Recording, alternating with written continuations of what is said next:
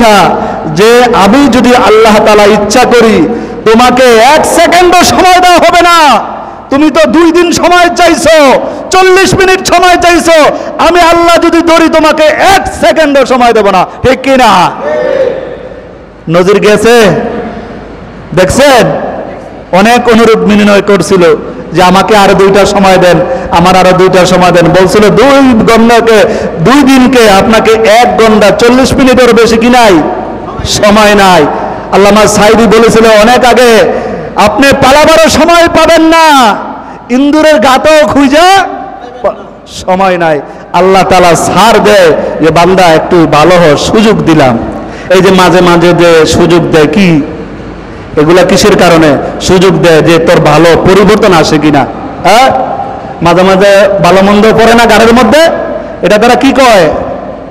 আল্লাহ কইতেছে কি এখনো সময় আছে, ফির, হ্যাঁ ফিরো। আল্লাহ তাআলা ডাক দিতে, তুবু ইলাল্লাহি তাওবাতান নাসুহা, ইয়া আইয়ুহাল্লাযীনা আমানু তুবু ইলাল্লাহ। এ দুনিয়ার মুসলমান, আল্লাহ ঘোষণা দেয়, বান্দা তুই অনেক বড় জালেম হইছস, অন্যায় করেছস, আমি আল্লাহর কাছে তওবার দরজা নিয়ে আগাও, তওবা করো, আমি আল্লাহ মাফ। কারণ দুনিয়ার কেউ মাফ না করলেও আমার আল্লাহ কি মাফ করতে পারে কি পারে না?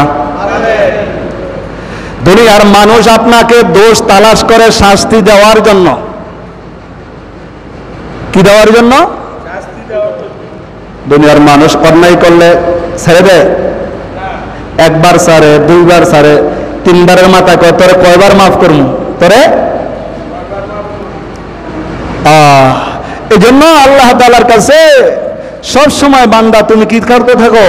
মাপ চাইতে থাকো, মাপ পাইতে থাকো, চাইতে থাকো, আল্লাহ তাআলা দিতে থাকবে। কিন্তু এমন এক সময় আসবে তুমি মাপ চাইবা কিন্তু কি হবে না, আর কবুল।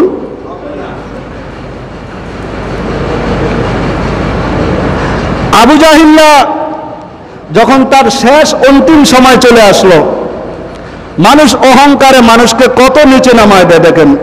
তখন তার মৃত্যু একবারে অনিবার্য, এখনই তার গলা কি করবে? শেষ। তো মানুষকে আমরা বলি না তোর মৃত্যুর আগে কোনো চাওয়া পাওয়া আছে কিনা? ওই বদমাইশকে বলা হইল যে তোমার কোনো শেষ ইচ্ছা আছে কিনা? তোমার কোনো শেষ ইচ্ছা? কয় ভাই তুই তো আমাকে মেরেই ফেলবি, তা আমার একটা আক্ষেপ আছে। কি? আমার গলাটা যখন কাটবি একটু বড় করে কাটিস। কি করে? বুঝেন কিছু? গলা কাটবো আবার বড় করে কাটার কি দরকার? কয় মুহাম্মদের সামনে যখন আমার কল্লা রাখবি যাতে আমার গলাটা কি হয়ে থাকে, টান হয়ে থাকে। বদমাশ এখনো কি করে না, গার নিচু করতে রাজি না। কিসের কারণে? জোরে বলেন কিসের কারণে? ছিল আংটি সুলাইমানের হাতে, এখন সুলাইমান কার বাসায়? জেলের বাসায়। এখন কি? জেলের বাসায় 1 বছরের কাম করার পরে এখন জেলের মেয়ের কি জামাই। জেলের মেয়ের জামাই। জেলে ডাক দিয়া বলে, বাদশা সুলাইমান 1 বছর তোমাকে আমার বাড়িতে থাকার জন্য পারমিশন দিয়েছি, তুমি কি বলো আমার মেয়ের আমার ঘরের মধ্যে থাকলা আমরা সদস্য কয়জন তুমি বলতে পারবা? আপনার ঘরে যদি একটা কর্মচারী থাকে আপনার ঘরের সদস্য কয়জন বলতে পারবো না? কথা কোন পারবো? কিন্তু বাদশা সুলাইমান ওই জেলে ডাক দিয়া বলে, ভাই সুলাইমান তুমি যদি বলতে পারো আমার ঘরের মধ্যে কয়জন সদস্য? সুলাইমান নবী ডাক দিয়া বলে, আমি জানি আপনি, আপনার বিবি আর আমি 3 জন সদস্য। 3 জন না 4 জন? কিন্তু হ্যাঁ জানে কয়জন? আমারে লইয়া 3 জন। মেয়ে সচ্চরিত্রবান না অসচ্চরিত্র? সচ্চরিত্রবান। এই জন্য কোন পরপুরুষ এখন পর্যন্ত তাকে দেখে। জেলে কইতেছে আপনার ঘরের সদস্য আমারে লইয়া কয়জন? 3 জন। সুলাইমান নবীকে ডাক দিয়ে জেলে বলে, ভাই আমার ঘরে 3 জন সদস্য না, তোমাকে নিয়ে আমার ঘরের সদস্য কয়জন? 4 জন। আল্লাহু আকবার। সুলাইমান নবীকে জেলে ডাক দিয়া বলে, এ জেলে শোন, আমার ঘরে একটা বিবাহের উপযুক্ত একটা মেয়ে আছে। আল্লাহু আকবার। কয় আপনার ঘরে মেয়ে থাকতে পারে, কিন্তু আপনার ঘরে 1 বছর থাকার জন্য আমি ছিলাম, আজ পর্যন্ত আপনার মেয়ের একটা কাশি ও আমার কানে আসে নাই। আল্লাহু আকবার। কেমন মেয়ে জন্ম দিয়েছে। সুলাইমান বলছিল আমি এরকম মেয়ে চাই, আর মেয়েও বলছে আমার কাছে সব গুণ আছে, একটা গুণ নাই। কোনটা? মাল নাই, বাকি সব ঠিক আছে। কিন্তু সুলাইমান নবী কি করছিল? এই জাউলার মেয়ে চিঠি পাঠাইছে, এটা দেখে কি করছে? আমি বাদশার কাছে জেলের মেয়ের বিয়া। কি ঢুকছে? কি ঢুকছে? কি ঢুকছে? সামনে কি ঢুকছে? অহংকার মানুষের পতনের, যদি বলেন অহংকার পতনের। সুলাইমান নবী ডাক দিয়া কয় আপনার ঘরে আমি জানি 2 জন, আপনার নিয়ে আমরা 3 জন। আপনার ঘরে একটা কন্যা সন্তান আছে, আপনি কেমন বাবা কেমন সন্তান? আপনার মেয়ে ঘরের মধ্যে আসে, এই পর্যন্ত একটা আওয়াজও পাই নাই। আল্লাহু আকবার। এ পর্দার আড়ালের মা, তুমিও তো কন্যা, তোমার ঘরে যদি এরকম সন্তান জন্ম দিতে পারো, আর তোমার ঘরে যদি এরকম জামাইও আল্লাহ তাআলা মিলাইবে, তোমার সন্তানটা কেমন? একজন জালে মাছ ধরে গরিব মানুষ, তার সন্তানটা কেমন? তুমি আর একটু সুলাইমানের ওই জাউলার মেয়ের সাথে একটু মিলায়া দেখো, তার কন্যা কেমন পর্দাশীল, কেমন দিনদার। আপনারা বলেন টাকা না হইলে বলে দিনদার হওয়া যায় না, টাকা না হইলে কি হয় না? হারাম খাওয়া লাগবে। পয়গম্বর নবী আমার যুদ্ধের ময়দানে গাঁথা খনন করতে করতে অরান হয়ে গেল, পেরেশান হয়ে গেল, দুর্বল হয়ে গেল। সাহাবায়ে কেরামও দুর্বল হয়ে গেছে। সাহাবায়ে কেরাম পেটের মধ্যে একটা পাথর বাঁধছে। কয়টা? কয় হুজুর আর পারি না। সাহাবায়ে কেরাম পেটটা উঠায় দেখায়, পয়গম্বরকে দেখেন, পয়গম্বর খিদার কারণে পাথর বাঁধছে। এবার পয়গম্বর ডাক দিয়া কয়, ও আমার সাহাবীরা শুনিয়া নাও, তোমরা তো একটা পাথর বাঁধছো। পয়গম্বর নিজের জামা উঠায়া দেখে তার পেটের মধ্যে পাথর বাঁধছে কয়টা। তারপরেও কিন্তু হারামের কাছে ও যাওয়া যাবে। কিন্তু আপনি বলেন হারাম না খাইলে আরাম লাগে না। আমিও বলবো হারাম খোরের আরাম নাই, ইমানদারের ঘুম নাই। ইমানদার রাত্রে ঘুমায় না, ইমানদার রাত্রে ঘুমায় না। আমার আল্লাহকে ডাক দে, আল্লাহ আমি ছাড়া তোমার অনেক বান্দা আছে, কিন্তু মালিক তোমার ছাড়া আমার কোনো আর মালিক। আমার ছাড়া তোমার অনেক বান্দা আছে, অনেক মাখলুক আছে, কিন্তু তুমি আমার মালিক, একমাত্র মালিক। তোমাকে ছাড়া আমার আর কোনো মালিক নাই।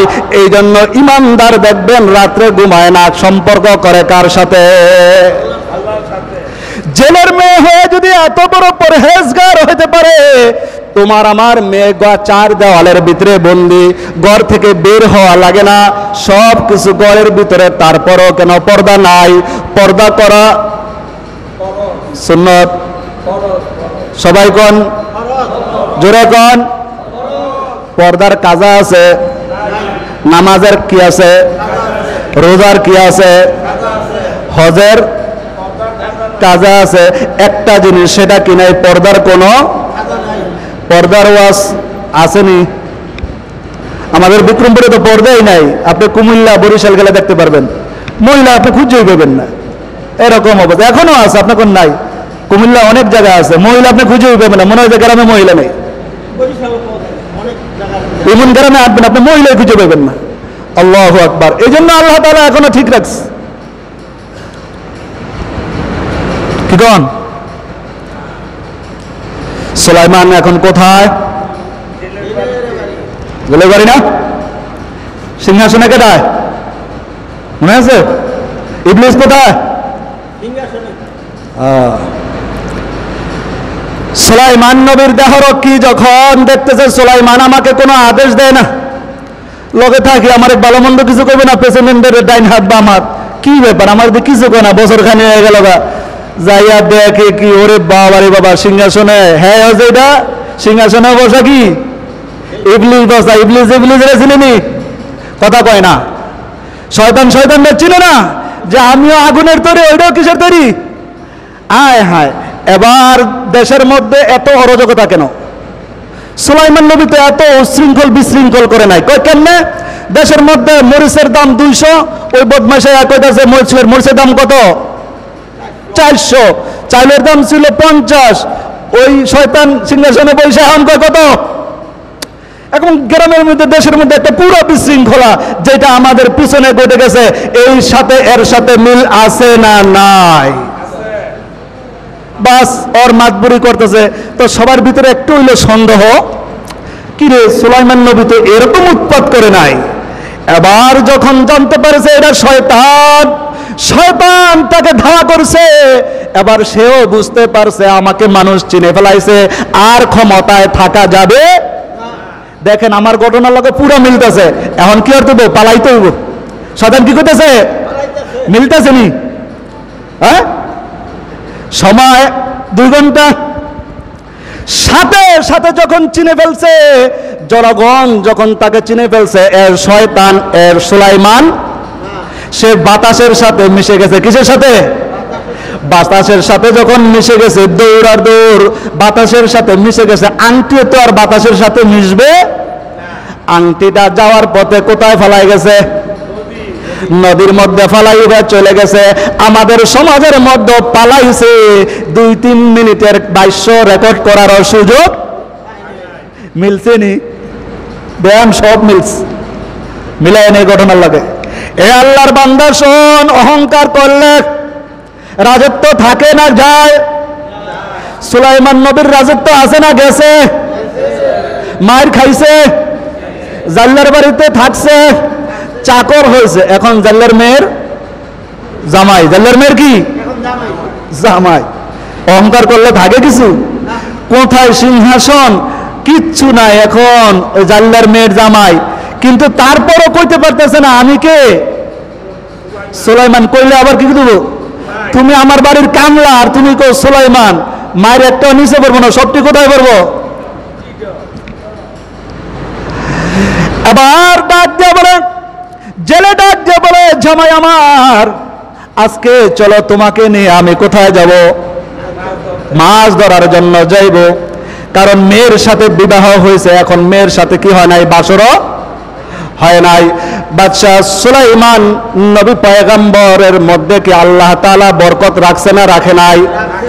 প্রত্যেক নবীকে আল্লাহ তাআলা তাদের হাতের মধ্যে স্পেশাল মুজিজা বরকত দিছে না দেয় নাই?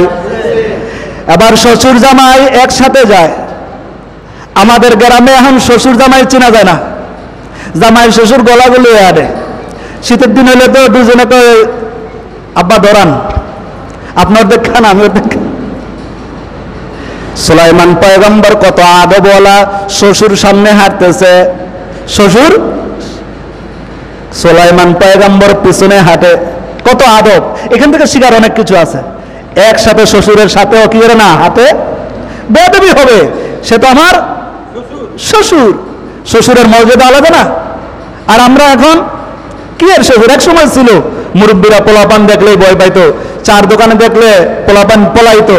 এখন পোলাপান কয়, আঙ্কেল বসেন, সিগারেট লোন আমারে খান, আপনি একটু খান, আমার একটু দেন, দুজনে মিল্লা টানি।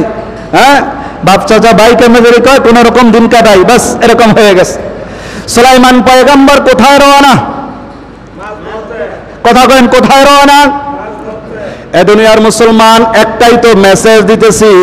এই মূল ঘটনা, সুলাইমানের হাতে আংটি ছিল, এখন আংটি নাই।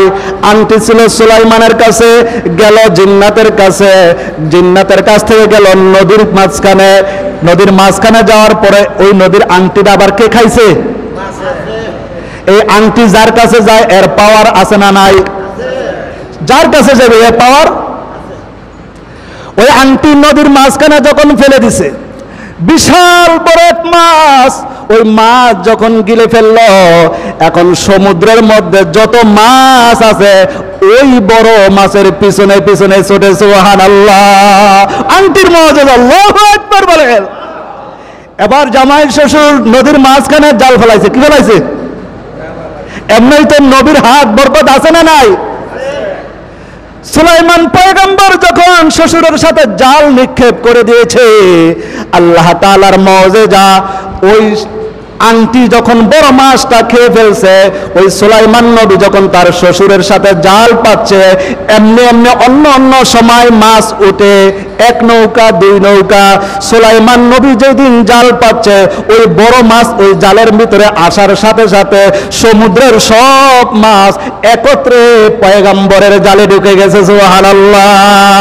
মুফাসসিরিনে কেরাম লেখে প্রত্যেক দিন মাছ উঠে এক নৌকা দুই নৌকা, আর ওই দিন মাছ উঠছে, চিল্লায় এক আওয়াজে বলবেন আল্লাহু আকবার, ওই দিন মাছ উঠছে 70 নৌকা। সুবহানাল্লাহ। জাল্লা কেন গরিব আছে না বড় লোক হয়েছে? এক ধাক্কায় যদি ইলিশ মাছ 70 নৌকা পায়, একে আর জাল্লা থাকে? এখন তো গ্রামের প্রভাবশালী। দিছে কেডায়? দিছে কে? ভরসা রাখতে হবে কার উপরে? অহংকার করবেন তো কি হবেন? চাকর হইয়া জাউল্লার মেয়ের জামাই হতে হবে, কোনো বিকল্প। অহংকার করা যাবে